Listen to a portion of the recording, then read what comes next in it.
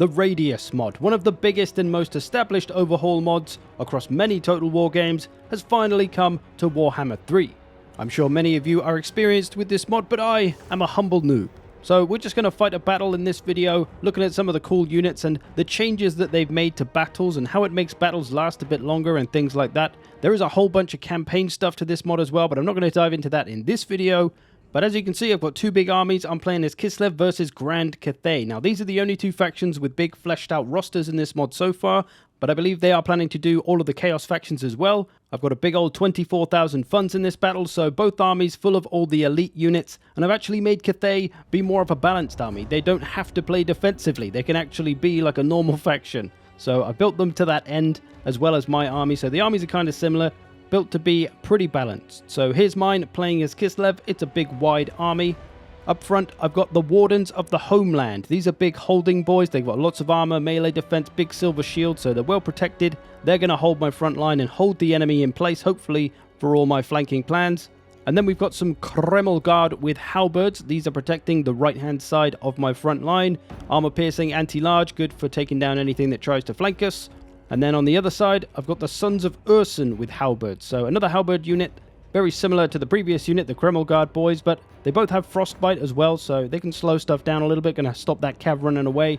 Now, on this far left side of my army, I've got this big flanking party of 3 units of Sargard dual weapons, who look pretty damn badass with those dual weapons. I do love a dual-wielding fellow. So some armor-piercing anti-infantry coming from them. And then I've got some anti-large cav in this Sar Noble cav. So they're going to be looking to flank ground, and if they can, get after the large stuff. If not, they're just going to smash the missiles to pieces. But that's my right-hand side flanking party. In the back line, I've got some missile units. I've got Kreml Guard with rifles, armor-piercing missiles, kind of similar to the Streltsy, but a little bit tougher with all that armor. I think they may have missile parry as well. I've got Boris as my lord, who is good old Boris. And then I've got these fiery ladies, the Torchbearers of Daz. They have fiery missiles, and they cause a weakness to fire, and they have a big old range as well, so lots of damage potential from them. I've got the Hammers of Tor. They're an anti-large unit with a bonus versus large, but no armor piercing. They do have the blinded trait, however, which reduces enemy melee attack and melee defense, and they have magical attacks as well, so they got a bit going on for them. And then on this right side, I've got some Claws of Ursun. This is a bear cav that are not anti-large like the normal bears, but they are anti-infantry instead. They got dual axes, looking pretty damn awesome. And then supporting them, I've got the Sons of Ursun Javelins. That's right, Javelins for Kislev. I have missed a good old Javelin unit. I don't think there are any in Warhammer 3, so nice to see some Javelins on the field. And that is my army. I didn't bring a caster because I didn't want to spend the money, to be honest, on anything other than the cool-looking new units. Now, to have a look at Cathay, it's being played by the AI. It's a bit of a mess because, you know, AI. But looking at some of the cooler units, we've got Terracotta Automatons. So this is an actual unit of little terracotta boys, not just like one big sentinel. And they are an unbreakable anti-large unit with armor sundering as well.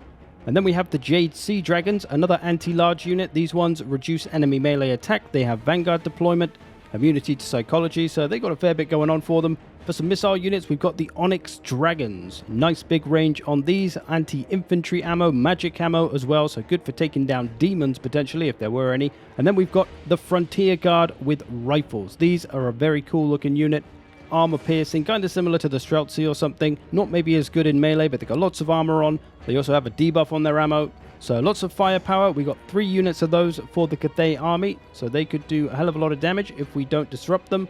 And then we got another variant of that same unit. This is the sword and shield version. So much tougher, lots of melee, whoa, ridiculous melee defense. 81 melee defense on this unit. Good luck trying to kill them. They also look crazy good. Absolutely smashing work on the model design for this mod. And it doesn't stop there, because probably one of the coolest units in this army is these boys, coming straight out of Shogun 3, or maybe Nippon, who knows. But these are sworn gatekeepers with great swords. Pretty much katanas, though. They look awesome, based on the Haganeth Executioner model, maybe, by the way they're holding their weapons. And they kind of hold it above their head when they're stood still. But they look frickin' awesome. And one last unit I wanted to show. Where are they? This cav, the Golden Lancers, another incredibly good-looking unit. Golden Glory. Going after my missiles, though, so disrupting me like a bunch of bastards. But let's see what's going on. The front lines have clashed. We're getting into the battle here, so we're holding them up here. Pretty much just your typical front line clash. I'm bringing in a big flank from this left side, though. Bringing around my cav, bringing around my dual-wielding Sargard. And then over on this right side, I was planning to flank, but I've been intercepted by some cav. My Claws of Urson here, they're anti-infantry, so this fight against cav isn't great for them, but I am supporting them with these javelins, who are anti-large, so they got lots of nice armor-piercing bonus versus large damage on those javelins flying in. I'm also bringing over the Kreml Guard halberds, again, anti-large armor-piercing. They're going to do some work on that cav if they don't get the hell out of here. And while that's all going on, I've got my Noble Cav coming around the flanks, trying to disrupt these missiles and stop them from firing. We're going to absolutely run them through. Knock pretty much everybody on the floor. Lovely.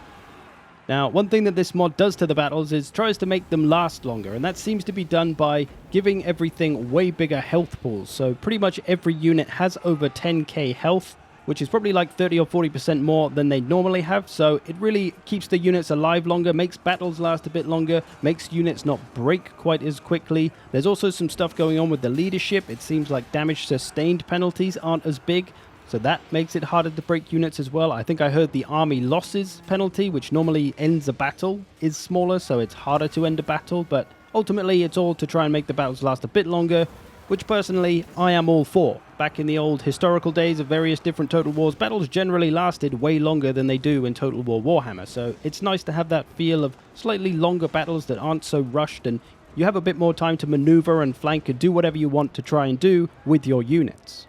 This Golden Lancer Cav, though, is all over my missiles, making it hard for me. I've got rid of some of their Cavs, or beaten it down at least. It's run away over here. I still got my Javelins. They've got some great Longma Riders. They were harassing my Bears earlier, but the frontline fight is still pretty sturdy.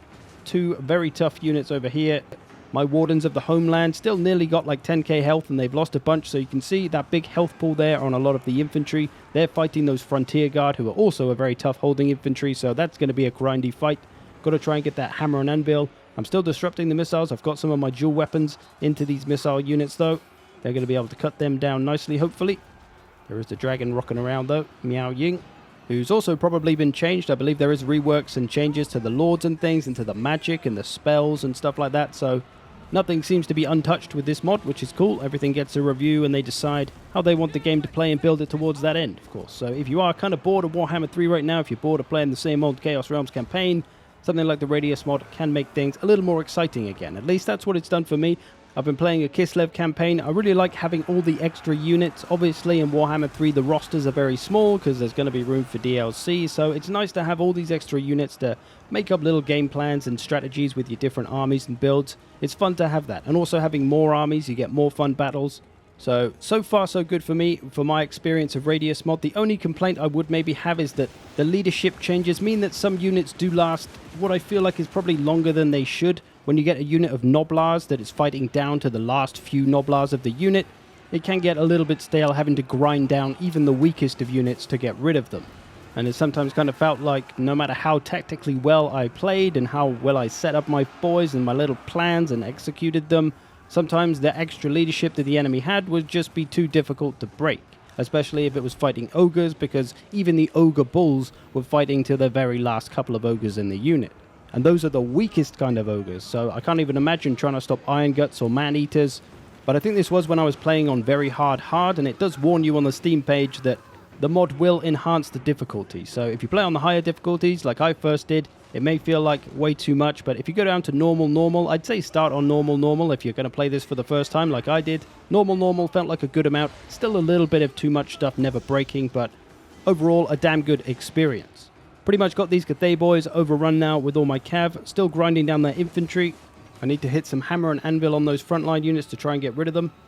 We've stopped their missiles from firing and been able to wear down their infantry slowly but surely. You can see some of these big sworn gatekeepers over here getting worn down, and I talked about earlier the leadership penalties. You can see here minus 40 leadership for damage sustained, even though this unit's lost like 80 to 90% of its health. Normally in vanilla Warhammer 3 that penalty damage sustained would probably be like minus 60, 70, so it's much less than what it normally is, which is why the units fight so much longer, which, like I say, is a cool thing that units don't break so instantly as they do in Warhammer 3 vanilla. But in campaign, at least, with campaign buffs that you can give to leadership as well, those could maybe make it a little over the top. And personally, even in the vanilla version of Total War Warhammer, I don't like it when factions kind of lose their identity too much. And when you have Skaven slaves that have got so much leadership that they're nearly unbreakable and they're almost like dwarf warriors at holding a line, it kind of ruins the interactions between the different armies and their strengths and weaknesses and how they interact with each other. That kind of goes away when everything is unbreakable, essentially. So that's just me and my personal preference on how I like Total War to be, but this mod has definitely offered me a fresh experience that I've really enjoyed, and I've only played it a little bit so far. I haven't really tried it mixing around with other mods as well that could make it even more fun, so a lot of potential. As I say, if you are kind of bored of doing the goddamn Chaos Realm campaigns over and over again for the same old thing, try out this mod. You've got Kislev and Cathay with expanded rosters and more units, so there's plenty of fun to be had playing around with all different units, which personally is something that really sells it to me because I'm all about the battles mostly. And as I said, this mod has been around for a long time doing its thing, so it's one of the most experienced mod making teams. You can't really go wrong. Just depends if what they've done to the game is your preference and how you like the game to be. For me, I really like having more armies to play with in campaign, and I really like battles lasting longer, so I look forward to seeing how it progresses, and the expanded rosters of other factions as well. I hope you've enjoyed this. Thanks for watching. I'll see you in the future.